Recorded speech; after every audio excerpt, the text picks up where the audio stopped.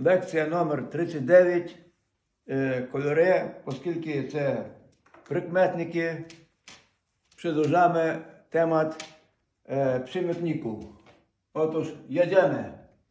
Lekcja numer 39. Kolory. Niebieski, syni. Samochód może być coś niebieskie, niebo niebieskie. Zielony las. Szedłem jakoś raz przez zielony las. Trawnik zielony. Żywioplot. To już mieliśmy.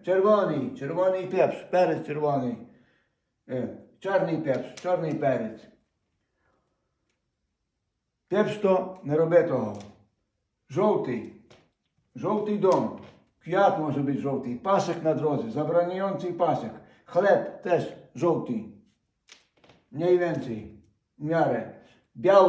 Biały co u nas? Śnieg, biały sufit, jeżeli biały dzień. Proszę pana, był biały dzień. Dalej, cukier biały, sól biała. Złoty kolor. Kościół ma kupę złotego koloru, tak? Srebrny, cerkwy tak samo mają. Złoty kolor. Złota tam nема, ale wyglądają złoті. Srebrny kolor. Це більше металік, срібний металік. Машини, диски на машинах і так далі. Відбивання на куртках і так далі.